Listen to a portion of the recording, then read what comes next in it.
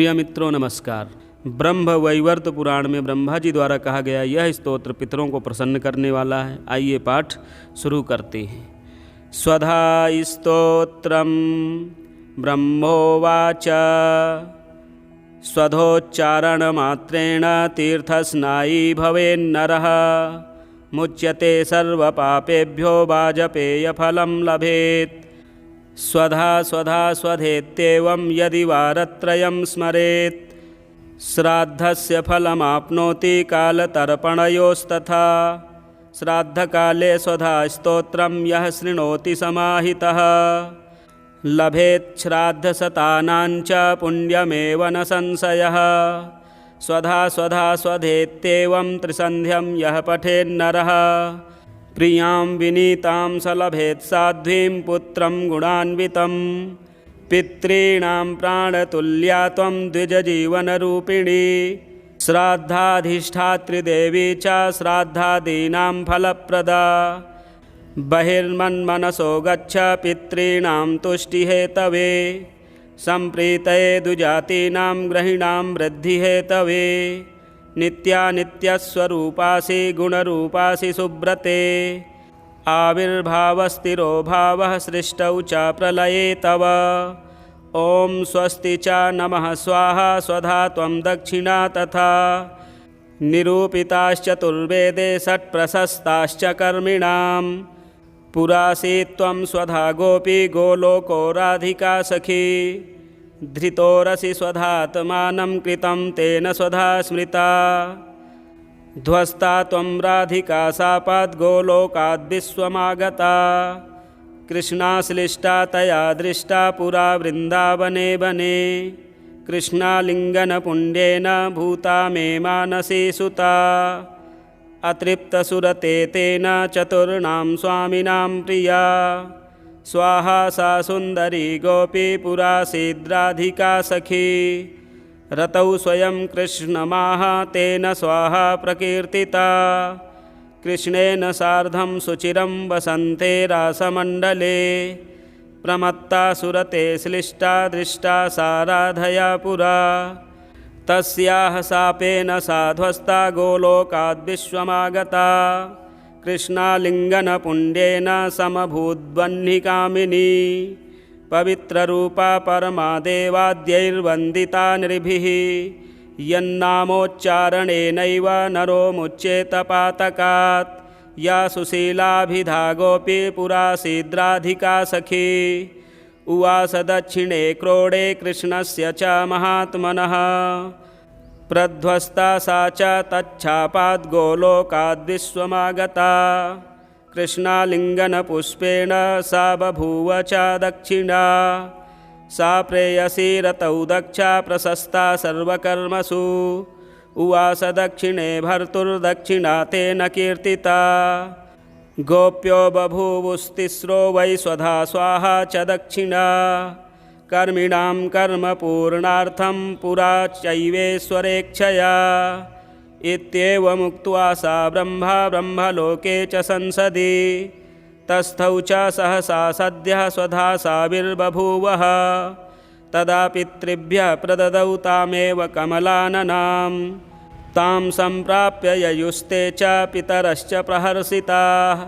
स्वधा स्तोत्रमिदं पुण्यं यः शृणोति समाहितः स स्नातः सर्वतीर्थेषु वेदपाठफलं लभेत्। ब्रह्मोवाच स्वधोच्चारणमात्रेण तीर्थस्नायी भवेन्नरः मुच्यते सर्वपापेभ्यो वाजपेयफलं लभेत्। स्वधा स्वधा स्वधेत्येवं यदि वारत्रयं स्मरेत् श्राद्धस्य फलमाप्नोति कालतर्पणयोस्तथा। श्राद्धकाले स्वधा स्तोत्रं यः शृणोति समाहितः लभेत् श्राद्धशतानां च पुण्यमेव न संशयः। स्वधा स्वधा स्वधेत्येवं त्रिसन्ध्यं यः पठेन्नरः प्रियां विनीतां स लभेत् साध्वीं पुत्रं गुणान्वितं। पितॄणां प्राणतुल्या त्वं द्विजजीवनरूपिणी श्राद्धाधिष्ठात्री देवी च श्राद्धादीनां फलप्रदा। बहिर्मन्मनसो गच्छ पितॄणां तुष्टिहेतवे सम्प्रीतये दुजातीनां ग्रहिणां वृद्धिहेतवे नित्यानित्यस्वरूपासि गुणरूपासि सुब्रते आविर्भावस्थिरो भावः सृष्टौ च प्रलये तव ॐ स्वस्ति च नमः स्वाहा स्वधा त्वं दक्षिणा तथा निरूपिताश्चतुर्वेदे षट्प्रशस्ताश्च कर्मिणां पुरासीत् त्वं स्वधा गोपी गोलोको राधिका सखी धृतोरसि स्वधात्मानं कृतं तेन स्वधा स्मृता ध्वस्ता त्वं राधिका शापाद्गोलोकाद्विश्वमागता कृष्णाश्लिष्टा तया दृष्टा पुरा वृन्दावने वने कृष्णालिङ्गनपुण्येन भूता मे मानसी सुता अतृप्तसुरते तेन चतुर्णां स्वामिनां प्रिया स्वाहा सा सुन्दरी गोपी पुरासीद्राधिका सखी रतौ स्वयं कृष्णमाह तेन स्वाहा प्रकीर्तिता कृष्णेन सार्धं सुचिरं वसन्ते रासमण्डले प्रमत्ता सुरते श्लिष्टा दृष्टा सा राधया पुरा तस्याः शापेन सा ध्वस्ता गोलोकाद्विश्वमागता कृष्णालिङ्गनपुण्येन समभूद्वह्निकामिनी पवित्ररूपा परमा देवाद्यैर्वन्दिता नृभिः यन्नामोच्चारणेनैव नरो मुच्येत पातकात् या सुशीलाभिधा गोपी पुरासीद्राधिका सखी उवास दक्षिणे क्रोडे कृष्णस्य च महात्मनः प्रध्वस्ता सा च तच्छापाद्गोलोकाद्विश्वमागता कृष्णालिङ्गनपुष्पेण सा बभूव च दक्षिणा सा प्रेयसी रतौ दक्षा प्रशस्ता सर्वकर्मसु उवास दक्षिणे भर्तुर्दक्षिणा तेन कीर्तिता गोप्यो बभूवुस्तिस्रो वै स्वधा स्वाहा च दक्षिणा कर्मिणां कर्मपूर्णार्थं पुरा चैवेश्वरेच्छया इत्येवमुक्त्वा सा ब्रह्मलोके च संसदि तस्थौ च सहसा सद्यः स्वधा साविर्बभूवः तदा पितृभ्यः प्रददौ तामेव कमलाननां तां सम्प्राप्य ययुस्ते च पितरश्च प्रहर्षिताः स्वधा स्तोत्रमिदं पुण्यं यः शृणोति समाहितः स स्नातः सर्वतीर्थेषु वेदपाठफलं लभेत् ब्रह्मोवाच स्वधोच्चारणमात्रेण तीर्थस्नायी भवेन्नरः मुच्यते सर्वपापेभ्यो वाजपेयफलं लभेत् स्वधा स्वधा स्वधेत्येवं यदि वारत्रयं स्मरेत् श्राद्धस्य फलमाप्नोति कालतर्पणयोस्तथा श्राद्धकाले स्वधा स्तोत्रं यः शृणोति समाहितः लभेत् श्राद्धशतानां च पुण्यमेव न संशयः स्वधा स्वधा स्वधेत्येवं त्रिसन्ध्यं यः पठेन्नरः प्रियां विनीतां स लभेत् साध्वीं पुत्रं गुणान्वितं पितॄणां प्राणतुल्या त्वं द्विजजीवनरूपिणी श्राद्धाधिष्ठातृदेवी च श्राद्धादीनां फलप्रदा बहिर्मन्मनसो गच्छ पितॄणां तुष्टिहेतवे सम्प्रीतये दुजातीनां ग्रहिणां वृद्धिहेतवे नित्यानित्यस्वरूपासि गुणरूपासि सुब्रते आविर्भावस्थिरो भावः सृष्टौ च प्रलये तव ॐ स्वस्ति च नमः स्वाहा स्वधा त्वं दक्षिणा तथा निरूपिताश्चतुर्वेदे षट्प्रशस्ताश्च कर्मिणां पुरासीत् त्वं स्वधा गोपी गोलोको राधिका सखी धृतोरसि स्वधात्मानं कृतं तेन स्वधा स्मृता ध्वस्ता त्वं राधिका शापाद्गोलोकाद्विश्वमागता कृष्णाश्लिष्टा तया दृष्टा पुरा वृन्दावने वने कृष्णालिङ्गनपुण्येन भूता मे मानसी सुता अतृप्तसुरते तेन चतुर्णां स्वामिनां प्रिया स्वाहा सा सुन्दरी गोपी पुरासीद्राधिका सखी रतौ स्वयं कृष्णमाह तेन स्वाहा प्रकीर्तिता। कृष्णेन सार्धं सुचिरं वसन्ते रासमण्डले। प्रमत्ता सुरते श्लिष्टा दृष्टा साराधया पुरा। तस्याः शापेन साध्वस्ता गोलोकाद्विश्वमागता। कृष्णालिङ्गनपुण्येन समभूद्वह्निकामिनी। पवित्ररूपा परमा देवाद्यैर्वन्दिता नृभिः। यन्नामोच्चारणेनैव नरो मुच्येत पातकात्। या सुशीलाभिधा गोपी पुरासीद्राधिका सखी। उवास दक्षिणे क्रोडे कृष्णस्य च महात्मनः। प्रध्वस्ता सा च तच्छापाद् गोलोकाद्विश्वमागता। कृष्णालिङ्गनपुष्पेण सा बभूव च दक्षिणा। सा प्रेयसी रतौ दक्षा प्रशस्ता सर्वकर्मसु। उवास दक्षिणे भर्तुर्दक्षिणा तेन कीर्तिता। गोप्यो बभूवुस्तिस्रो वै स्वधा स्वाहा च दक्षिणा। कर्मिणां कर्मपूर्णार्थं पुरा चैवेश्वरेच्छया। इत्येवमुक्त्वा सा ब्रह्मलोके च संसदि। तस्थौ च सहसा सद्यः स्वधा साविर्बभूवः। तदा पितृभ्यः प्रददौ तामेव कमलाननां। तां सम्प्राप्य ययुस्ते च पितरश्च प्रहर्षिताः।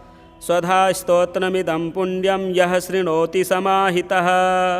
स स्नातः सर्वतीर्थेषु वेदपाठफलं लभेत्। ब्रह्मोवाच स्वधोच्चारणमात्रेण तीर्थस्नायी भवेन्नरः।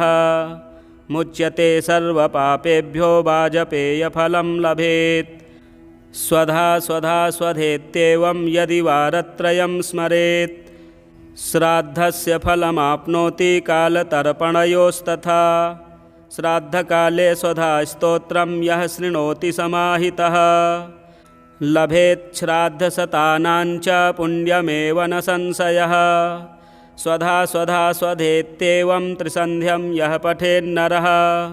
प्रियां विनीतां स लभेत् साध्वीं पुत्रं गुणान्वितं। पितॄणां प्राणतुल्या त्वं द्विजजीवनरूपिणी। श्राद्धाधिष्ठातृदेवी च श्राद्धादीनां फलप्रदा। बहिर्मन्मनसो गच्छ पितॄणां तुष्टिहेतवे। सम्प्रीतये द्विजातीनां ग्रहिणां वृद्धिहेतवे। नित्यानित्यस्वरूपासि गुणरूपासि सुब्रते। आविर्भावस्थिरो भावः सृष्टौ च प्रलये तव। ॐ स्वस्ति च नमः स्वाहा स्वधा त्वं दक्षिणा तथा। निरूपिताश्चतुर्वेदे षट्प्रशस्ताश्च कर्मिणां।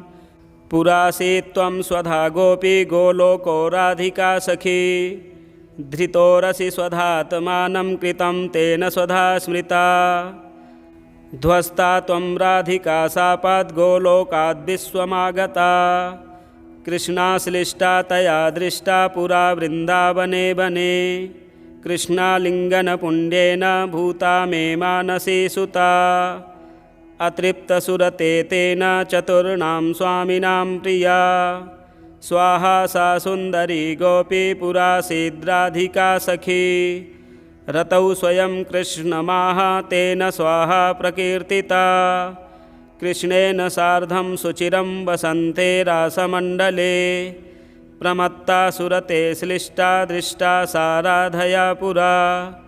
तस्याः शापेन साध्वस्ता गोलोकाद्विश्वमागता। कृष्णालिङ्गनपुण्येन समभूद्वह्निकामिनी। पवित्ररूपा परमा देवाद्यैर्वन्दिता नृभिः। यन्नामोच्चारणेनैव नरो मुच्येत पातकात्। या सुशीलाभिधा गोपी पुरासीद्राधिका सखी। उवास दक्षिणे क्रोडे कृष्णस्य च महात्मनः। प्रध्वस्ता सा च तच्छापाद् गोलोकाद्विश्वमागता। कृष्णालिङ्गनपुष्पेण सा बभूव च दक्षिणा। सा प्रेयसी रतौ दक्षा प्रशस्ता सर्वकर्मसु। उवास दक्षिणे भर्तुर्दक्षिणा तेन कीर्तिता। गोप्यो बभूवुस्तिस्रो वै स्वधा स्वाहा च दक्षिणा कर्मिणां कर्म पूर्णार्थं पुरा चैवेश्वरेच्छया इत्येवमुक्त्वा सा ब्रह्मलोके च संसदि तस्थौ च सहसा सद्यः स्वधा साविर्बभूवः तदा पितृभ्यः प्रददौ तामेव कमलाननां तां सम्प्राप्य ययुस्ते च पितरश्च प्रहर्षिताः स्वधा स्तोत्रमिदं पुण्यं यः शृणोति समाहितः स स्नातः सर्वतीर्थेषु वेदपाठफलं लभेत्। ब्रह्मोवाच स्वधोच्चारणमात्रेण तीर्थस्नायी भवेन्नरः मुच्यते सर्वपापेभ्यो वाजपेयफलं लभेत्। स्वधा स्वधा स्वधेत्येवं यदि वारत्रयं स्मरेत् श्राद्धस्य फलमाप्नोति कालतर्पणयोस्तथा श्राद्धकाले स्वधा स्तोत्रं यः शृणोति समाहितः लभेत् श्राद्धशतानां च पुण्यमेव न संशयः।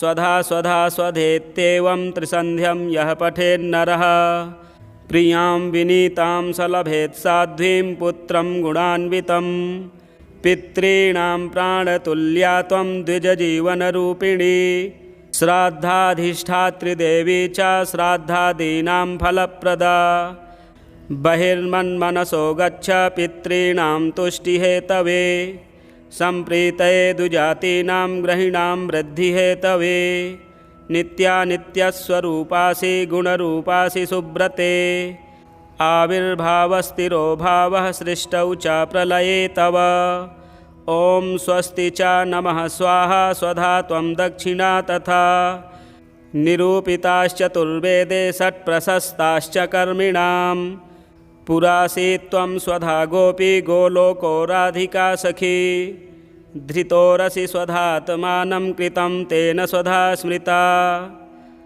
ध्वस्ता त्वं राधिका शापाद्गोलोकाद्विश्वमागता कृष्णाश्लिष्टा तया दृष्टा पुरा वृन्दावने वने कृष्णालिङ्गनपुण्येन भूता मे मानसी सुता अतृप्तसुरते तेन चतुर्णां स्वामिनां प्रिया स्वाहा सा सुन्दरी गोपी पुरासीद्राधिका सखी रतौ स्वयं कृष्णमाह तेन स्वाहा प्रकीर्तिता कृष्णेन सार्धं सुचिरं वसन्ते रासमण्डले प्रमत्ता सुरते श्लिष्टा दृष्टा साराधया पुरा तस्याः शापेन साध्वस्ता गोलोकाद्विश्वमागता कृष्णालिङ्गनपुण्येन समभूद्वह्निकामिनी पवित्ररूपा परमा देवाद्यैर्वन्दिता नृभिः यन्नामोच्चारणेनैव नरो मुच्येत पातकात् या सुशीलाभिधा गोपी पुरासीद्राधिका सखी उवास दक्षिणे क्रोडे कृष्णस्य च महात्मनः प्रध्वस्ता सा च तच्छापाद्गोलोकाद्विश्वमागता कृष्णालिङ्गनपुष्पेण सा बभूव च दक्षिणा सा प्रेयसी रतौ दक्षा प्रशस्ता सर्वकर्मसु उवास दक्षिणे भर्तुर्दक्षिणा तेन कीर्तिता गोप्यो बभूवुस्तिस्रो वै स्वधा स्वाहा च दक्षिणा कर्मिणां कर्म पूर्णार्थं पुरा चैवेश्वरेच्छया इत्येवमुक्त्वा सा ब्रह्मलोके च संसदि तस्थौ च सहसा सद्यः स्वधा साविर्बभूवः तदा पितृभ्यः प्रददौ तामेव कमलाननां तां सम्प्राप्य ययुस्ते च पितरश्च प्रहर्षिताः स्वधा स्तोत्रमिदं पुण्यं यः शृणोति समाहितः स स्नातः सर्वतीर्थेषु वेदपाठफलं लभेत्। ब्रह्मोवाच स्वधोच्चारणमात्रेण तीर्थस्नायी भवेन्नरः मुच्यते सर्वपापेभ्यो वाजपेयफलं लभेत्। स्वधा स्वधा स्वधेत्येवं यदि वारत्रयं स्मरेत् श्राद्धस्य फलमाप्नोति कालतर्पणयोस्तथा श्राद्धकाले स्वधा स्तोत्रं यः शृणोति समाहितः लभेच्छ्राद्धशतानाञ्च पुण्यमेव न संशयः। स्वधा स्वधा स्वधेत्येवं त्रिसन्ध्यं यः पठेन्नरः प्रियां विनीतां स लभेत् साध्वीं पुत्रं गुणान्वितं। पितॄणां प्राणतुल्या त्वं द्विजजीवनरूपिणी श्राद्धाधिष्ठात्रिदेवी च श्राद्धादीनां फलप्रदा। बहिर्मन्मनसो गच्छ पितॄणां तुष्टिहेतवे सम्प्रीतये द्विजातीनां ग्रहिणां वृद्धिहेतवे। नित्यानित्यस्वरूपासि गुणरूपासि सुब्रते आविर्भावस्थिरो भावः सृष्टौ च प्रलये तव। ॐ स्वस्ति च नमः स्वाहा स्वधा त्वं दक्षिणा तथा निरूपिताश्चतुर्वेदे षट्प्रशस्ताश्च कर्मिणां। पुरासी त्वं स्वधा गोपी गोलोको राधिका सखी धृतोरसि स्वधात्मानं कृतं तेन स्वधा स्मृता। ध्वस्ता त्वं राधिका शापाद्गोलोकाद्विश्वमागता कृष्णाश्लिष्टा तया दृष्टा पुरा वृन्दावने वने। कृष्णालिङ्गनपुण्येन भूता मे मानसी सुता अतृप्तसुरते तेन चतुर्णां स्वामिनां प्रिया। स्वाहा सा सुन्दरी गोपी पुरासीद्राधिका सखी रतौ स्वयं कृष्णमाह तेन स्वाहा प्रकीर्तिता। कृष्णेन सार्धं सुचिरं वसन्ते रासमण्डले प्रमत्ता सुरते श्लिष्टा दृष्टा सा राधया पुरा। तस्याः शापेन साध्वस्ता गोलोकाद्विश्वमागता कृष्णालिङ्गनपुण्येन समभूद्वह्निकामिनी। पवित्ररूपा परमा देवाद्यैर्वन्दिता नृभिः यन्नामोच्चारणेनैव नरो मुच्येत पातकात्। या सुशीलाभिधा गोपी पुरासीद्राधिका सखी उवास दक्षिणे क्रोडे कृष्णस्य च महात्मनः। प्रध्वस्ता सा च तच्छापाद्गोलोकाद्विश्वमागता कृष्णालिङ्गनपुष्पेण सा बभूव च दक्षिणा। सा प्रेयसी रतौ दक्षा प्रशस्ता सर्वकर्मसु उवास दक्षिणे भर्तुर्दक्षिणा तेन कीर्तिता। गोप्यो बभूवुस्तिस्रो वै स्वधा स्वाहा च दक्षिणा कर्मिणां कर्मपूर्णार्थं पुरा चैवेश्वरेच्छया।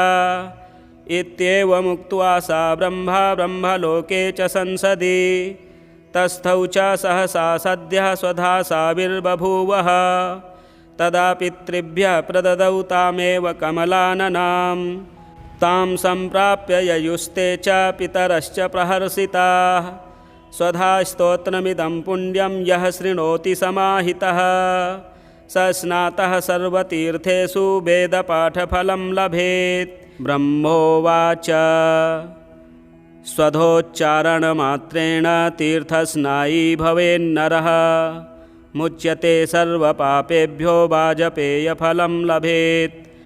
स्वधा स्वधा स्वधेत्येवं यदि वारत्रयं स्मरेत् श्राद्धस्य फलमाप्नोति कालतर्पणयोस्तथा। श्राद्धकाले स्वधा स्तोत्रं यः शृणोति समाहितः लभेत् श्राद्धशतानाञ्च पुण्यमेव न संशयः। स्वधा स्वधा स्वधेत्येवं त्रिसन्ध्यं यः पठेन्नरः प्रियां विनीतां स लभेत् साध्वीं पुत्रं गुणान्वितं। पितॄणां प्राणतुल्या त्वं द्विजजीवनरूपिणी श्राद्धाधिष्ठात्रिदेवी च श्राद्धादीनां फलप्रदा। बहिर्मन्मनसो गच्छ पितॄणां तुष्टिहेतवे सम्प्रीतये द्विजातीनां ग्रहिणां वृद्धिहेतवे। नित्यानित्यस्वरूपासि गुणरूपासि सुब्रते आविर्भावस्थिरो भावः सृष्टौ च प्रलये तव। ॐ स्वस्ति च नमः स्वाहा स्वधा त्वं दक्षिणा तथा निरूपिताश्चतुर्वेदे षट्प्रशस्ताश्च कर्मिणां।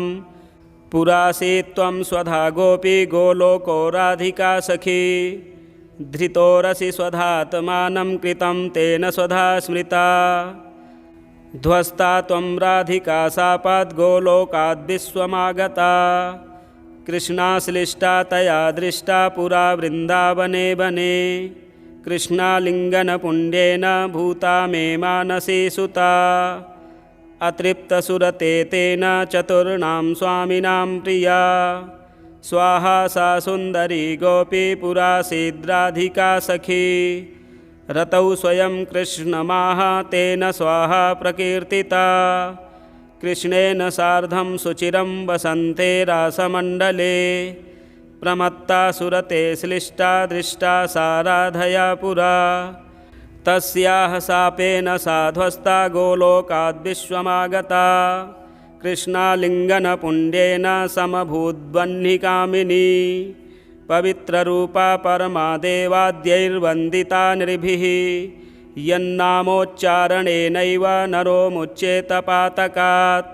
या सुशीलाभिधा गोपी पुरा सीद्राधिका सखी उवास दक्षिणे क्रोडे कृष्णस्य च महात्मनः प्रध्वस्ता सा च तच्छापाद् गोलोकाद्विश्वमागता कृष्णालिङ्गनपुष्पेण सा बभूव च दक्षिणा सा प्रेयसी रतौ दक्षा प्रशस्ता सर्वकर्मसु उवास दक्षिणे भर्तुर्दक्षिणा तेन कीर्तिता गोप्यो बभूवुस्तिस्रो वै स्वधा स्वाहा च दक्षिणा कर्मिणां कर्मपूर्णार्थं पुरा चैवेश्वरेच्छया इत्येवमुक्त्वा सा ब्रह्मलोके च संसदि तस्थौ च सहसा सद्यः स्वधा साविर्बभूवः तदा पितृभ्यः प्रददौ तामेव कमलाननां तां सम्प्राप्य ययुस्ते च पितरश्च प्रहर्षिताः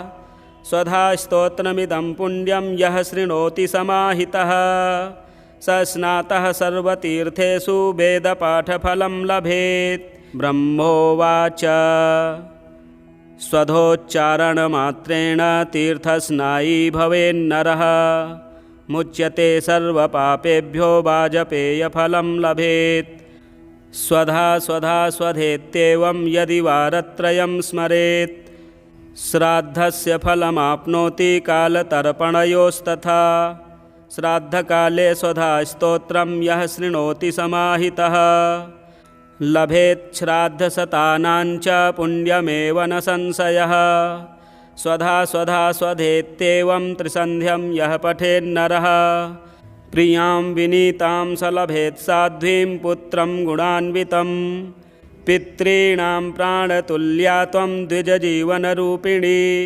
श्राद्धाधिष्ठातृदेवी च श्राद्धादीनां फलप्रदा बहिर्मन्मनसो गच्छ पितॄणां तुष्टिहेतवे सम्प्रीतये द्विजातीनां ग्रहिणां वृद्धिहेतवे नित्यानित्यस्वरूपासि गुणरूपासि सुब्रते आविर्भावस्थिरो भावः सृष्टौ च प्रलये तव ॐ स्वस्ति च नमः स्वाहा स्वधा त्वं दक्षिणा तथा निरूपिताश्चतुर्वेदे षट्प्रशस्ताश्च कर्मिणां पुरासी त्वं स्वधा गोपी गोलोको राधिका सखी धृतोरसि स्वधात्मानं कृतं तेन स्वधा स्मृता ध्वस्ता त्वं राधिका शापाद्गोलोकाद्विश्वमागता कृष्णाश्लिष्टा तया दृष्टा पुरा वृन्दावने वने कृष्णालिङ्गनपुण्येन भूता मे मानसी सुता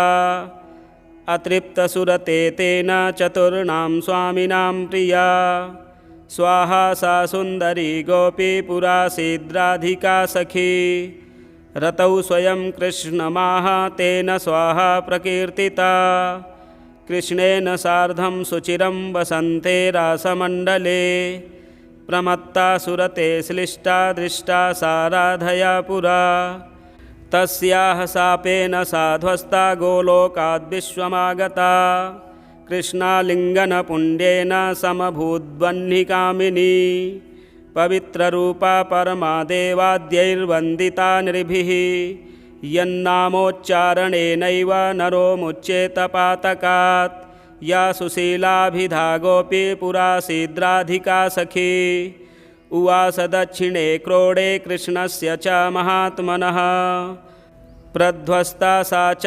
तच्छापाद्गोलोकाद्विश्वमागता कृष्णालिङ्गनपुष्पेण सा बभूव च दक्षिणा सा प्रेयसी रतौ दक्षा प्रशस्ता सर्वकर्मसु उवास दक्षिणे भर्तुर्दक्षिणा तेन कीर्तिता गोप्यो बभूवुस्तिस्रो वै स्वधा स्वाहा च दक्षिणा कर्मिणां कर्मपूर्णार्थं पुरा चैवेश्वरेच्छया इत्येवमुक्त्वा सा ब्रह्मलोके च संसदि तस्थौ च सहसा सद्यः स्वधा साविर्बभूवः तदा पितृभ्यः प्रददौ तामेव कमलाननां तां सम्प्राप्य ययुस्ते च पितरश्च प्रहर्षिताः स्वधा स्तोत्रमिदं पुण्यं यः शृणोति समाहितः स स्नातः सर्वतीर्थेषु वेदपाठफलं लभेत्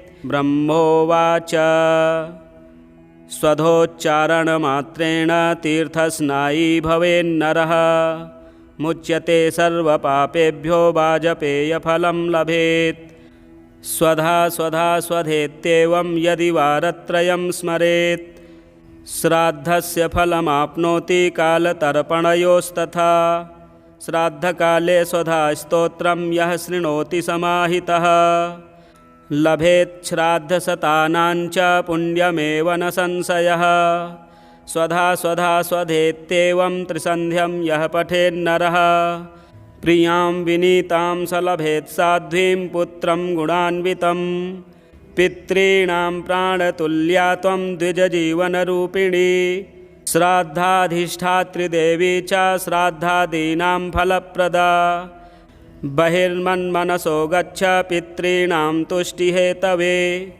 सम्प्रीतये दुजातीनां ग्रहिणां वृद्धिहेतवे नित्यानित्यस्वरूपासि गुणरूपासि सुब्रते आविर्भावस्थिरो भावः सृष्टौ च प्रलये तव ॐ स्वस्ति च नमः स्वाहा स्वधा त्वं दक्षिणा तथा निरूपिताश्चतुर्वेदे षट्प्रशस्ताश्च कर्मिणां पुरासी त्वं स्वधा गोपी गोलोको राधिका सखी धृतोरसि स्वधात्मानं कृतं तेन स्वधा स्मृता ध्वस्ता त्वं राधिका शापाद्गोलोकाद्विश्वमागता कृष्णाश्लिष्टा तया दृष्टा पुरा वृन्दावने वने कृष्णालिङ्गनपुण्येन भूता मे मानसी सुता अतृप्तसुरते तेन चतुर्णां स्वामिनां प्रिया स्वाहा सा सुन्दरी गोपी पुरासीद्राधिका सखी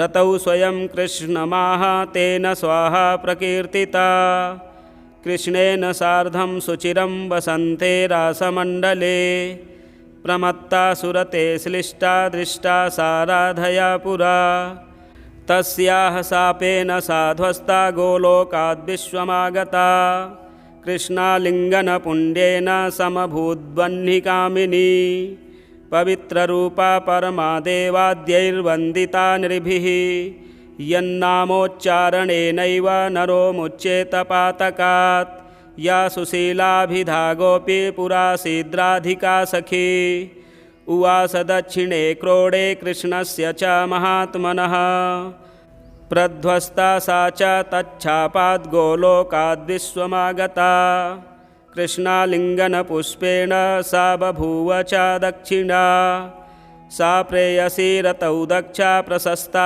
सर्वकर्मसु उवास दक्षिणे भर्तुर्दक्षिणा तेन कीर्तिता गोप्यो बभूवुस्तिस्रो वै स्वधा स्वाहा च दक्षिणा कर्मिणां कर्मपूर्णार्थं पुरा चैवेश्वरेच्छया इत्येवमुक्त्वा सा ब्रह्मलोके च संसदि तस्थौ च सहसा सद्यः स्वधा साविर्बभूवः तदा पितृभ्यः प्रददौ तामेव कमलाननां तां सम्प्राप्य ययुस्ते च पितरश्च प्रहर्षिताः स्वधा स्तोत्रमिदं पुण्यं यः शृणोति समाहितः स स्नातः सर्वतीर्थेषु वेदपाठफलं लभेत् ब्रह्मोवाच स्वधोच्चारणमात्रेण तीर्थस्नायी भवेन्नरः मुच्यते सर्वपापेभ्यो वाजपेयफलं लभेत्।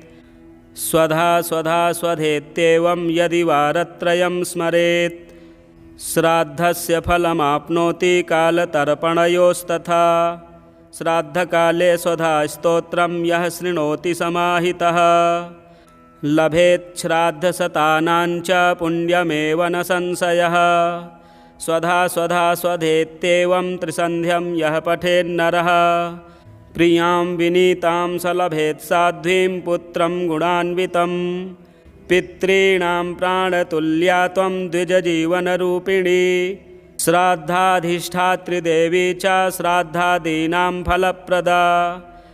बहिर्मन्मनसो गच्छ पितॄणां तुष्टिहेतवे सम्प्रीतये द्विजातीनां ग्रहिणां वृद्धिहेतवे। नित्यानित्यस्वरूपासि गुणरूपासि सुब्रते आविर्भावस्थिरो भावः सृष्टौ च प्रलये तव। ॐ स्वस्ति च नमः स्वाहा स्वधा त्वं दक्षिणा तथा। निरूपिताश्चतुर्वेदे षट्प्रशस्ताश्च कर्मिणां पुरासीत् त्वं स्वधा गोपी गोलोको राधिका सखी। धृतोरसि स्वधात्मानं कृतं तेन स्वधा स्मृता ध्वस्ता त्वं राधिका शापाद् गोलोकाद् विश्वमागता। कृष्णाश्लिष्टा तया दृष्टा पुरा वृन्दावने वने कृष्णालिङ्गनपुण्येन भूता मे मानसी सुता। अतृप्तसुरते तेन चतुर्णां स्वामिनां प्रिया स्वाहा सा सुन्दरी गोपी पुरासीद्राधिका सखी। रतौ स्वयं कृष्णमाह तेन स्वाहा प्रकीर्तिता कृष्णेन सार्धं सुचिरं वसन्ते रासमण्डले। प्रमत्ता सुरते श्लिष्टा दृष्टा सा राधया पुरा तस्याः शापेन सा ध्वस्ता गोलोकाद् विश्वमागता। कृष्णालिङ्गनपुण्येन समभूद्वह्निकामिनी पवित्ररूपा परमा देवाद्यैर्वन्दिता नृभिः। यन्नामोच्चारणेनैव नरो मुच्येत पातकात् या सुशीलाभिधा गोपी पुरासीद्राधिका सखी। उवास दक्षिणे क्रोडे कृष्णस्य च महात्मनः प्रध्वस्ता सा च तच्छापाद् गोलोकाद् विश्वमागता। कृष्णालिङ्गनपुष्पेण सा बभूव च दक्षिणा सा प्रेयसी रतौ दक्षा प्रशस्ता सर्वकर्मसु। उवास दक्षिणे भर्तुर्दक्षिणा तेन कीर्तिता। गोप्यो बभूवुस्तिस्रो वै स्वधा स्वाहा च दक्षिणा कर्मिणां कर्मपूर्णार्थं पुरा चैवेश्वरेच्छया। इत्येवमुक्त्वा सा ब्रह्मलोके च संसदि तस्थौ च सहसा सद्यः स्वधा साविर्बभूवः। तदा पितृभ्यः प्रददौ तामेव कमलाननां तां सम्प्राप्य ययुस्ते च पितरश्च प्रहर्षिताः। स्वधा स्तोत्रमिदं पुण्यं यः शृणोति समाहितः स स्नातः सर्वतीर्थेषु वेदपाठफलं लभेत्। ब्रह्मोवाच स्वधोच्चारणमात्रेण तीर्थस्नायी भवेन्नरः मुच्यते सर्वपापेभ्यो वाजपेयफलं लभेत्। स्वधा स्वधा स्वधेत्येवं यदि वारत्रयं स्मरेत् श्राद्धस्य फलमाप्नोति कालतर्पणयोस्तथा। श्राद्धकाले स्वधा स्तोत्रं यः शृणोति समाहितः लभेत् श्राद्धशतानां च पुण्यमेव न संशयः। स्वधा स्वधा स्वधेत्येवं त्रिसन्ध्यं यः पठेन्नरः प्रियां विनीतां स लभेत् साध्वीं पुत्रं गुणान्वितं। पितॄणां प्राणतुल्या त्वं द्विजजीवनरूपिणी श्राद्धाधिष्ठातृदेवी च श्राद्धादीनां फलप्रदा। बहिर्मन्मनसो गच्छ पितॄणां तुष्टिहेतवे सम्प्रीतये द्विजातीनां ग्रहिणां वृद्धिहेतवे। नित्यानित्यस्वरूपासि गुणरूपासि सुब्रते आविर्भावस्तिरो भावः सृष्टौ च प्रलये तव। ॐ स्वस्ति च नमः स्वाहा स्वधा त्वं दक्षिणा तथा। निरूपिताश्चतुर्वेदे षट्प्रशस्ताश्च कर्मिणां। पुरासीत् त्वं स्वधा गोपी गोलोको राधिका सखी। धृतोरसि स्वधात्मानं कृतं तेन स्वधा स्मृता। ध्वस्ता त्वं राधिका शापात् गोलोकाद् विश्वमागता। कृष्णाश्लिष्टा तया दृष्टा पुरा वृन्दावने वने। कृष्णालिङ्गनपुण्येन भूता मे मानसी सुता। अतृप्तसुरते तेन चतुर्णां स्वामिनां प्रिया। स्वाहा सा सुन्दरी गोपी पुरासीद्राधिका सखी। रतौ स्वयं कृष्णमाह तेन स्वाहा प्रकीर्तिता। कृष्णेन सार्धं सुचिरं वसन्ते रासमण्डले। प्रमत्ता सुरते श्लिष्टा दृष्टा सा राधया पुरा। तस्याः शापेन सा ध्वस्ता गोलोकाद् विश्वमागता। कृष्णालिङ्गनपुण्येन समभूद्वह्निकामिनी। पवित्ररूपा परमा देवाद्यैर्वन्दिता नृभिः। यन्नामोच्चारणेनैव नरो मुच्येत पातकात्। या सुशीलाभिधा गोपी पुरासीद्राधिका सखी। उवास दक्षिणे क्रोडे कृष्णस्य च महात्मनः। प्रध्वस्ता सा च तच्छापाद् गोलोकाद् विश्वमागता। कृष्णालिङ्गनपुष्पेण सा बभूव च दक्षिणा। सा प्रेयसी रतौ दक्षा प्रशस्ता सर्वकर्मसु। उवास दक्षिणे भर्तुर्दक्षिणा तेन कीर्तिता। गोप्यो बभूवुस्तिस्रो वै स्वधा स्वाहा च दक्षिणा। कर्मिणां कर्मपूर्णार्थं पुरा चैवेश्वरेच्छया। इत्येवमुक्त्वा सा ब्रह्मलोके च संसदि। तस्थौ च सहसा सद्यः स्वधा साविर्बभूवः। तदा पितृभ्यः प्रददौ तामेव कमलाननां। तां सम्प्राप्य ययुस्ते च पितरश्च प्रहर्षिताः। स्वधा स्तोत्रमिदं पुण्यं यः शृणोति समाहितः। स स्नातः सर्वतीर्थेषु वेदपाठफलं लभेत्। श्रीब्रह्मवैवर्ते महापुराणे द्वितीये प्रकृतिखण्डे नारदनारायणसंवादे स्वधोपाख्याने स्वधोत्पत्ति तत्पूजादिकं नामैकचत्वारिंशोऽध्यायः। स्वधास्तोत्रं सम्पूर्णम्।